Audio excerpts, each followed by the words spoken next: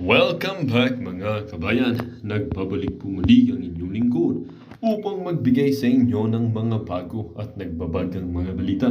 Tila ba naging mainit na usapin ang isyong ito sa mundo ng social media? Isang nakakagulat na pangyayari ang naganap sa ikalawang State of the Nation address ni Pangulong Kuting nitong Lunes ng hapon. Matapos walang dumalo sa kanyang mahalagang talumpati, kahit ang kanyang sariling pamilya at mga malalapit na kalyado ay hindi rin nagpakita sa naturang kaganapan dahil upang umani ng samut-saring reaksyon mula sa publiko.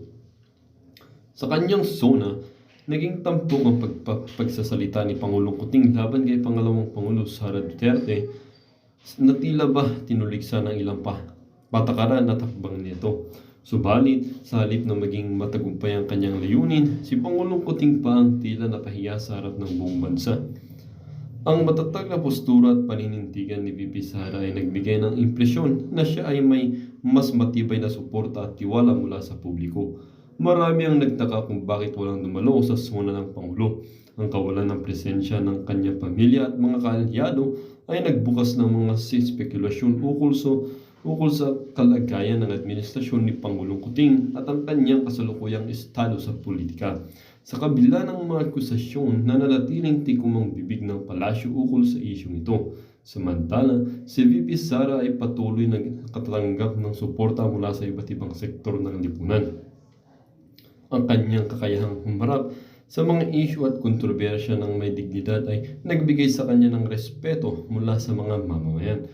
Ang kaganapang ito ay nag-udyok ng mga tanong ukol sa hinaharap ng kasalukuyang administrasyon at kung paano ito mapapanatili ang katatagan sa gitna ng mga kontrobersya at hamon sa politika.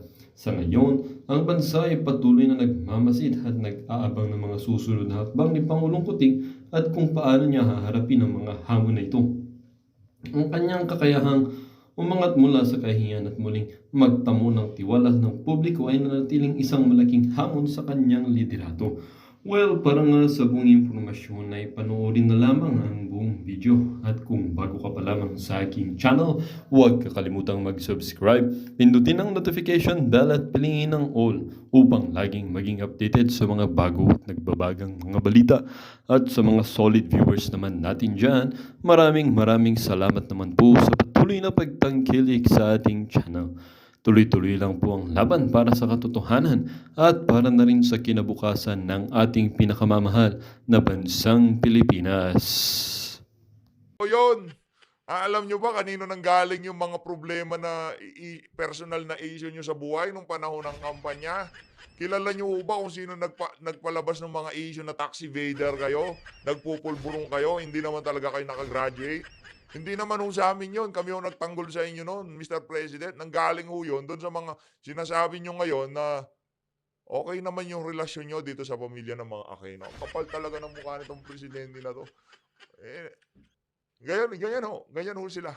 Ganyan ho itong itong administrasyon na to. Kaya ang masasabi ko dito mga kababayan, sa susunod na eleksyon, midterm election, ngayon pa lang talagang ini-SS na ho natin tong hindi ini-SS, idinidiin ko na ho sa inyong mga kababayan na susunod na eleksyon, ha? Wala ho tayong ibuboto sa mga kandidatong itataas na kamay nitong si Marcos Jr. Wala hong kakwenta-kwenta ang presidente na to, sa totoo lang. Ha? Wala pa ho siyang nagawa sa loob ng magtatatlong taon sa panunungkulan bilang presidente. Ganun ho kawalang kwentang leader yang si Marcos Jr. Maliban sa panggigipit kay Pastor Apollo Quiboloy, maliban sa pagpapatahimik sa SMNI na hindi naman nila magagawa kahit na kailan, ayon ho ang ating nakikita, natin na million years, di nyo mapapatahimik yung SMNI na yan. Ha? Imposibleng tatahimik yan. Maliban sa panggigipit sa Duterte, maliban sa pambaboy sa kay VP Sara, sa pagwalang iya dito kay Vice President Sara Duterte, ano na ho ang nagawa ng administrasyon na to? Ito pa, maliban sa pagtaas ng mga pangunahing bilihin, maliban sa pagpapahirap at pagnanakaw ng ibang mga matataas na opisyal ng pamahalaan sa kaban ng bayan, ano pa hong nagawa ng administrasyon na to na masasabi nating ramdam ng ordinaryong Pilipino ang pagbabago? Oo, ramdam namin. Yung karsada ngayon hindi na sa atin, sa mga snatcher at mandurukot na. Ang petang garapata. Eto na ho mga kababayan, commentary ako kayo diyan sa ano na yan, diyan sa statement ni Marcos Jr. Kasi ano daw, kasi okey naman yung relasyon namin, talagang sa politika lang kami hindi nagkakasundo. Ano? Wala na nga kayo sa politika, binabanatan pa kayo ng mga Aquino, eh. Personal na buhay niyo na nga, pati nga yung mga ano, eh, yung mga sapatos ng ina mo binabanatan nitong mga Aquino na 'to, 'di ba? Ilan bang pares yung sapatos nitong si Madam Imelda? Tatlong tat 30,000?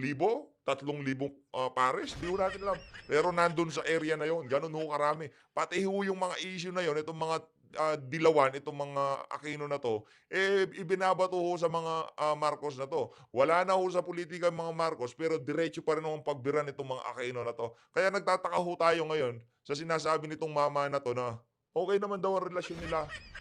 Pagdating lang daw sa pulitika, dun lang talaga sila hindi nagkakasundo. Sinungaling, eh, 'no? Ngayon talaga pagka sinungaling na bangag. Eto ho mga kababayan, dumako ho tayo dito kay Manggadon. Ano na naman ba 'to, Manggadon? Ha? Anong gagawin ni Vice President Sara Duterte diyan sa SONA? Yun muna tanong natin. Kasi nagtataka tayo bakit dapat nga masaya kayo niyan, eh, wala na si VP Sara. Ang problema kasi nasisira yung strategy niyo, yun ang sabihin niyo. As much as possible kasi gusto kong isabit ng mga administrasyon na 'to ang pangalang Duterte, sa brand ng mga ano, yung salitang unity. As much as possible, ayaw ho nilang mawala muna itong si VP Sara hangga't hindi pa dumarating yung takdang panahon. Kaso kaso napusoy na kayo ni VP Sara, eh, nakita niya na, naku po, minamangga lang ako nitong mga tao na 'to, 'di ba? Ginagamit lang ako ng administrasyon. As much as possible, gusto nila akong sumabit dito sa ano na 'to, dito sa gobyerno ni Marcos Jr., sa pamamahala niya. Nakasabit 'to si VP Sara, eh, hanggang umabot dun sa punto na isang kamay niya na lang nakasabit. Ngayon nung bumitaw na siya ng tuluyan, itong mga, amuyong ni Marcos Jr., "Hindi, pumunta ka ng SONA. Ha, hindi pa kami tapos sa pagdurog sa'yo, eh. Dudurugin ka pa namin siyempre, 'di ba? Wag ka munang gumanon, basta ano ka lang, attend ka sa SONA, tabi-tabi ka kay Lisa Araneta Marcos, jamingin natin yung mga DDS, 'di ba? Lokohin natin yung mga kababayan natin, lituhin natin sila. Ipakita natin na wala ng ibang option maliban kay Speaker Martin Romualdez, 'di ba? Gano'n ho kasi yung ano nila, eh, yung, gusto nilang gawing laro dito sa ano na 'to, dito sa, pulitika sa ating bansa. "Dito ka sa amin, VP Sara, huwag kang lalayo, kailangan ka namin dito sa ano, punta ka sa SONA." Ito sabi ni Manggadon, Presidential Advisor for Poverty Alleviation Larry Gadon said Vice President Sara Duterte will missing an opportunity to show some, degree of statesmanship. Anong statesmanship? Anong statesmanship? Puro kasinungalingan sasabihin nila do'n. Anong statesmanship? By attending the third State of the Nation Address, SONA, of President Ferdinand Marcos Jr. Anong statesmanship? Kawalan ba sa pagiging Vice Presidente ni Vice President Sara Duterte?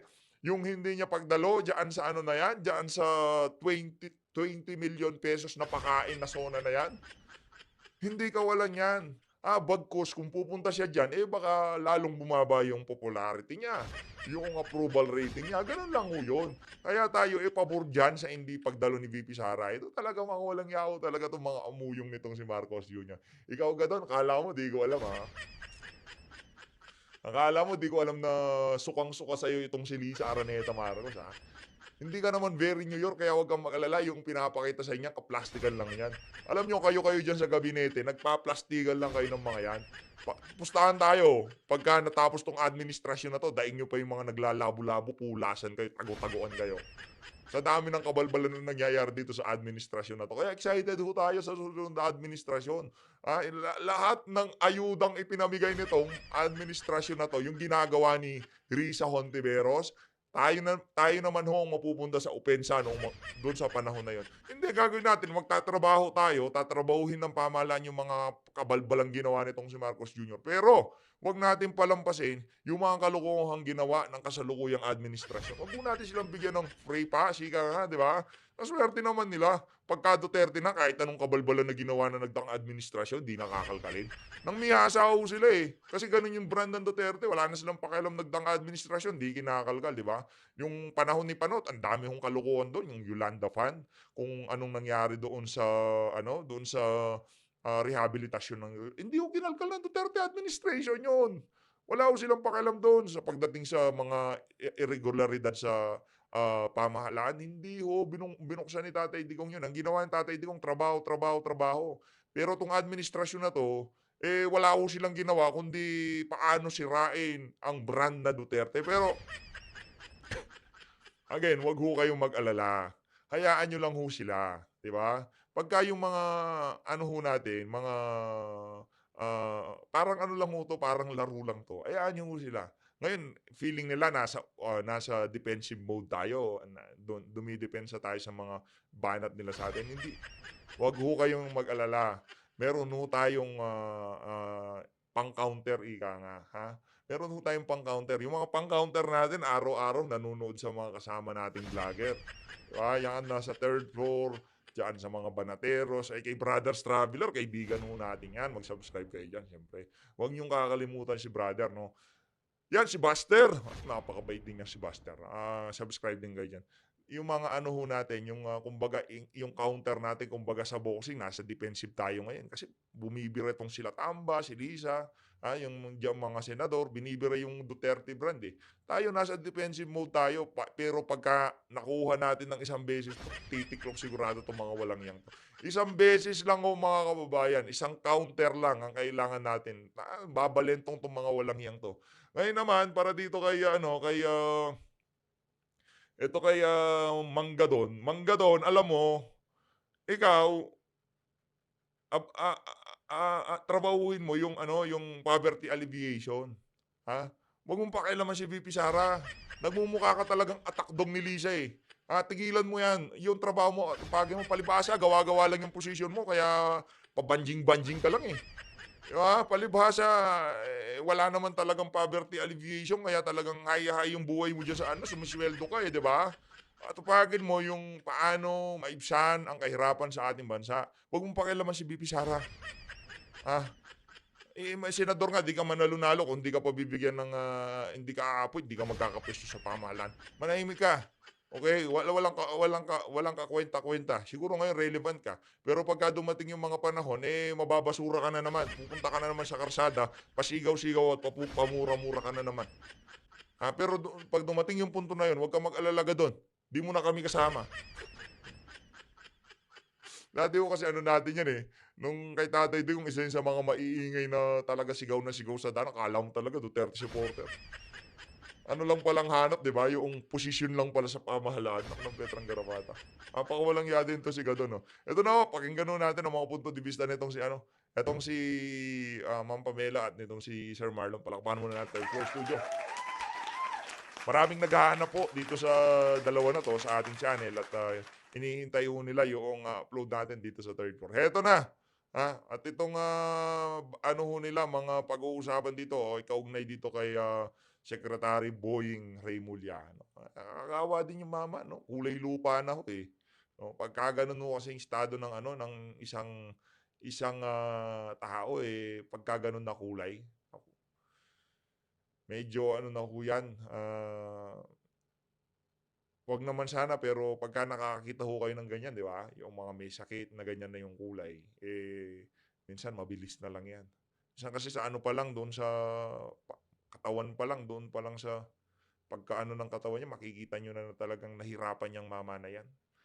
Sa nakalipas na 4 na buwan, sobrang nahirapan ho yan. Kaya yung mga rumor na sumusuka siya ng ganito, yung, di ba, nagbo-blow siya ng dugo-dugo daw,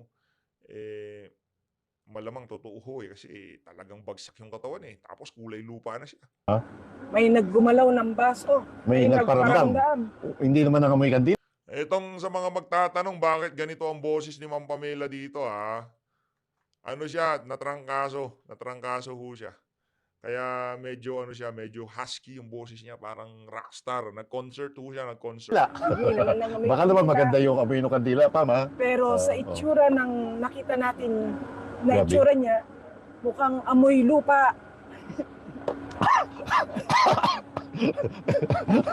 Hindi pala amoy kandila, amoy lupa. Oo. Eh, ang kandila scented pa yun. Oh, scented, Ito oo. mukhang ano. Alam mo, Marlon, sobra akong nagulat. More than na naawa ako, sobra akong nagulat na bakit ganun yung itsura ni Secretary Boying Remulla. After being in hiatus ng almost 4 months, no, Marlon? Yeah, Na hindi siya nagpakita Hindi sa nagpakita. tao, hindi nagparamdam. hindi nagparamdam. Kaya nga, Nagparamdam lang kahapon dahil... May pirmahang may gagawin. pipirmahan. Maano ko lang, Marlon, ha? Oo. It is obvious na si Secretary Remulla is not doing very well, health-wise. Yes. And there have been speculations that he has an illness more than the bypass na nangyari sa kanya, di ba? Yes. Nagka-heart surgery siya eh. Hmm. But then there are speculations na it's more than that. I think has to do with blood or cancer, something. Naku po, problema yan ha.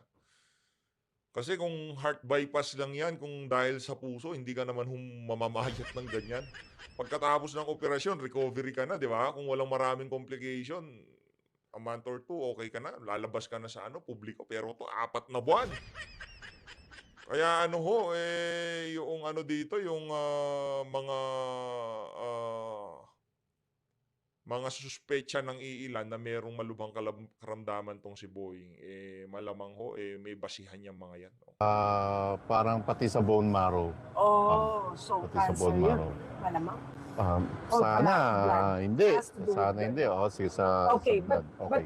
but the speculations is that it's more than just the heart bypass, no? Oo. So kasi makikita mo rin, Marlon, na iba yung kulay. Mismo. Iba na yung kulay, Mismo. hindi na healthy yung kulay niya, parang hindi Ito na yung ano nananalita alam yung na dugo. alam naman ho natin na Moreno, Mm, si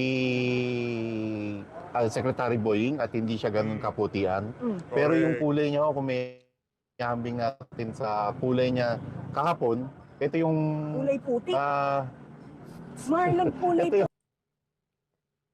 Mga terminong ginagamit nitong si Ma'am Pam, out of this world. Totoo naman, dati medyo yan, maitim naman talaga, moreno siyan. Kaso yung morenong mamula-mula ba, parang tayo ganito. Morenong mamula-mula. Hindi yung pisngi pa lang makikita nyo na yung pagka yung tao healthy o hindi healthy. Meron naman kasing payat, pero talagang pagka nakita nyo kahit payat yan, makita mo sa mukha na healthy yan. Pero yung dating nitong si Sec Boying, iba na ang level yung pagka niya, pagka bagsak nga yung katawan eh. puti. ito yung namumutlang itim. Paano ba sabihin? Basta, okay, sige, kulay putik. Kung yun ang tingin mo, Pam. Kulay Iba, putik. kakaiba. Alam mo, to be honest also, Kulay tsokolate, no? no, Kulay tsokolate. not even. Yeah, okay. Alam mo, para siyang nana, kulay. Ano ba yan? Ano ba yan, Ma'am Pam? Ano ba naman mga rep? Kanina putik, ngayon naman nana. Wala na ba talagang termino? Yung tipong, madilaw na itim, ganun na lang. Sa mga nananangalian po. Palala ng palala. Naku, kaya tinatanggalan ka ng boses, Kuya Pamela. Oo. Hindi na nga, basta hindi kulay healthy. Yes. Basta Hindi healthy. Hindi kulay healthy. Correct. Hindi healthy. And malungkot to. Una, syempre, para sa pamilya niya. Para naman sa mamayang Pilipino.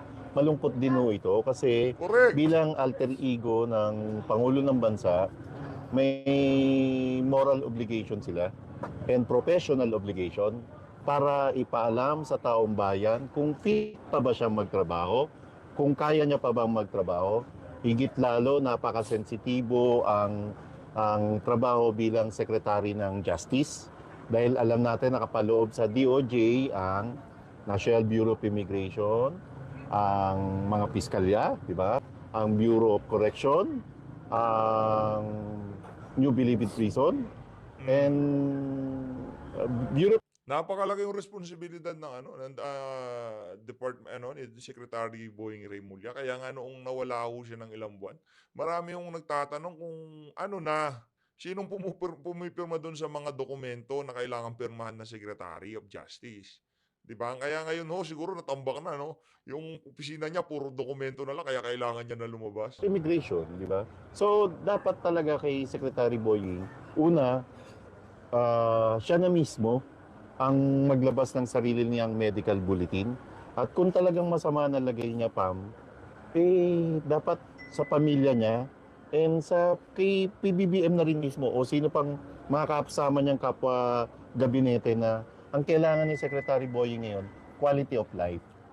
Quality of life, di ba Marlon? Sa quality Correct. of life, nandyan ang willingness mo dapat to earn that quality of life. Yes, Di ba? tama. It should already be in your decision to step down sa position mo to earn that quality of life.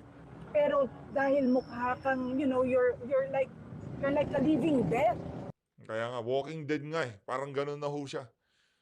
Hindi na ho talaga tama ho yung sinabi nitong si Sir Marlon, no? Talagang, ngayong mga panahon na to, kung meron na rin namang, baka pipirmahan niya na lang yung mga dapat pirmahan tapos bababa na siya. Para hindi na lang ma-reverse yung mga pinaggagawa niya dyan sa DOJ. O yung mga plano nila dyan sa DOJ, no? O talagang meron nung silang mga ginagawa dyan na between Marcos Jr. at Boying Remulla lang. Sila lang dapat nakakaalam. At hindi pwedeng basta-basta magpalit ng DOJ secretary. Hindi ko natin alam kasi marami ngayon, marami talagang mga isyong naglalabasan ngayon. Kaya naman, kung itong si Secretary Boying Remulla nasa alanganin na, 'di ba? Nasa kumbaga padapit hapon na siya. May edad na rin naman yung mga 'yan. Padapit hapon na siya. Kung ako sa kanya, mas pipiliin ko ng ilaan yung mga natitirang buhay ko sa mga mahal mo sa buhay. Ba't ka pa pupunta dyan sa DOJ? Wala ka na rin, tapos ka na rin naman, di ba?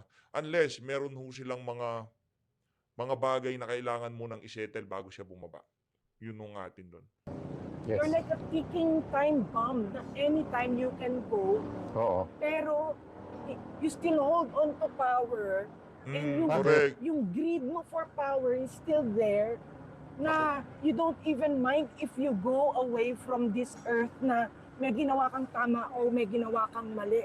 It seems you want to be consistent na gusto mong mawala sa mundong ito na patuloy mong ginagawa yung pagiging greedy mo as an Totoo nga naman yung sinabi nitong si Ma'am Pam, 'di ba? Pagka yung pagka may na-diagnose na meron ka ng ganito, meron ka ng ganyan. 'Di ba? Unang papasok sa utak ng mga tao na nasasabihan ng ganun ay magpakabait na ako. Ay kausapin ko na yung mga hindi ko kinakausap. 'Di ba? Ganun ho yung unang pumapasok sa utak ng mga nadadiagnose na merong ganun. No? Pero dito kay Boying Remulla, talagang ayaw niya hong bitawan yung kanyang pwesto bilang Secretary of Justice. Meron ho talagang mali. Ano ho kaya yung dapat nilang tapusin? Bakit di siya makababa-baba? official. Alam mo Marlon, merong news kamakailan, I think I've read this a month ago, Mhm. sa Brazil. Sa Okay. Brazil naman, Oo. na yung matandang couple, Ma'am Pam, pahinga ka na yan, ha? Last na yan. Pahinga ka na muna. Ano ba yan? Wala na Bumibigay na. Ako, pagka ganyan na ho yung dating ng natin, yung boses natin, pagka sobrang natrangkaso tayo, hindi na ho tayo lumalabas sa camera. Pag medyo kaya na, kahit walang boses, pero itong Ma'am Pam, wala na talaga Level 1 na lang yung boses niya. yung matandang babae, dinala niya sa bangko yung asawa niya na naka-wheelchair. Oo. Pero yung asawa niya, Grabe, magkakamukha tayo ng algorithm, Napapanood ko, ano ho yun, yung wala ng buhay, dinala pa sa bangko yung bangkay na, dinala pa sa... Grabe naman ho yun, para mapapirmahan lang sa bangko. is already good as dead. Aha. But she was trying to show dun sa bangko na the old man can still withdraw or sign a withdrawal slip to get all the money. Oo. So, $3,000. di ba kung ako yung asawa, patay na yon, winilchair mo ako papunta ng bangko, it seems as if dito sa sitwasyon ni Secretary Boying Remulla and BBM, si Talino BBM talaga. yung matandang babae, Yan ho mga kababayan. Kaya hindi ho ako pwedeng ihanay dito sa mga iniidolo natin na to.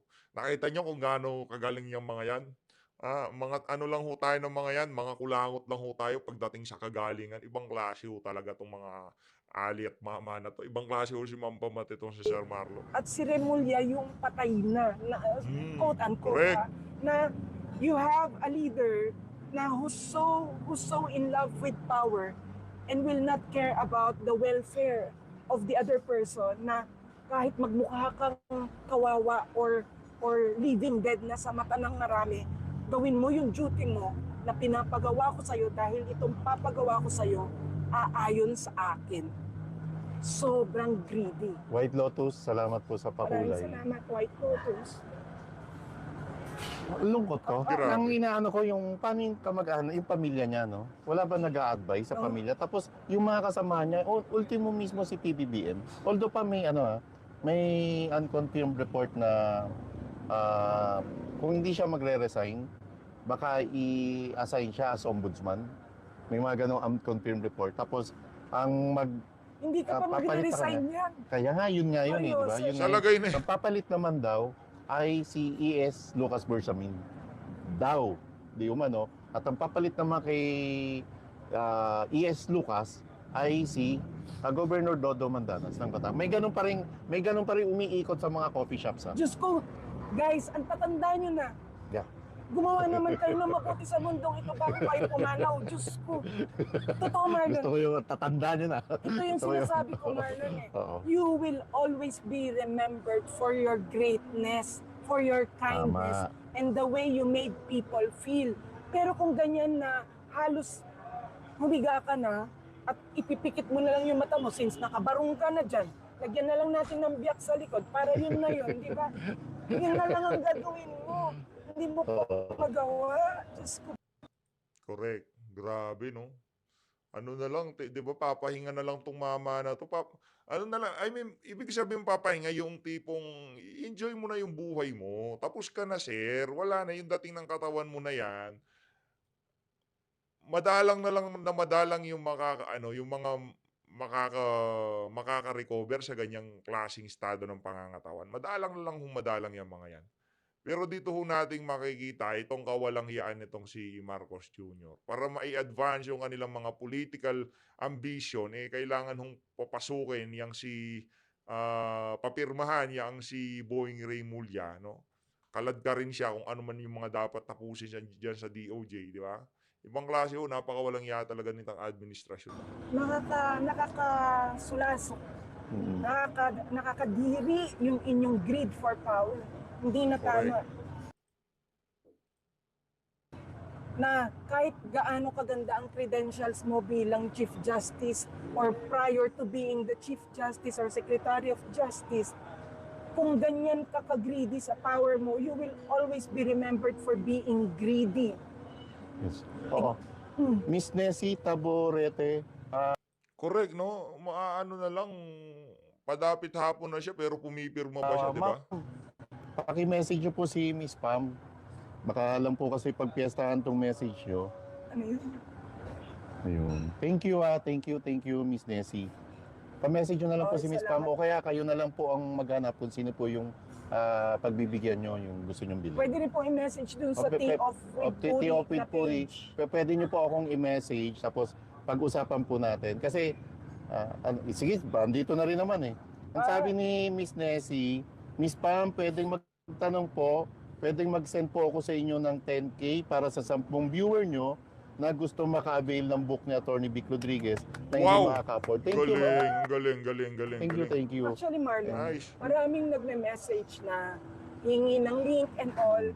Tapos, sasabihin, iniipon ko pa po yung Pera, no? pera. Yun, So, ano, yes, this will be very much appreciated dahil Kasi alam nyo mga kababayan, yung pagkakaprint nitong libro, hindi ho talaga siya kung tama nga naman yung sinabi nila tong sila Mampam, kung puwede lang pamigay ng libre, pamimigay lang. Kaso iba ho kasi yung quality, talagang, ano, yung 'pag binasa niyo siya very interactive siya, mayroong mga larawan, talagang titignan niyo yung mga ebidensyang ilalagay do'n sa mismong libro, gano'n ho siya. Kaya sulit talaga pagka bumili ho kayo ng, Kingmaker na libro at yun lang, yung content niya sa loob talagang mahuhulog ho kayo sa inyong mga kinauupuan pagka nabasa Alam niyo niyo. ho, kung pwede lang ilibre lahat, Oh. gagawin natin. Saan tayo driver ko? Yung driver ko pala. Yung pagkaka Well, dito nga nagtatapos ang bidyong ito. Kayo naman po ang aking tatanungin mga kabayan. Ano naman po ang inyong mga reaksyon sa balitang ito? Ang ating comment section ay bukas para sa inyong mga samot-saming reaksyon at komento. Lagi niyo pong tatandaan na bilang isang mamamayan ng bansang Pilipinas at bilang isang butante at bilang isang matapat na mamamayan na nagbabayad ng buwis dito sa bansang ito ay kailangan din natin magsalita at mag-react. Huwag kakalimutan, do not let your thoughts left unspoken. As citizen of this country, your thoughts matters. Muli po, kung bago ka pa lamang sa aking channel, huwag kakalimutang mag-subscribe at pindutin ang notification bell upang laging maging updated sa mga bago at nagbabagang mga balita. Huwag din kakalimutang mag-iwan ng like at i-share ang bidyong ito upang ang inyong pamilya, kaibigan at kakilala ay maging aware din sila sa kung anong nangyayari sa ating pinakamamahal na bansang Pilipinas.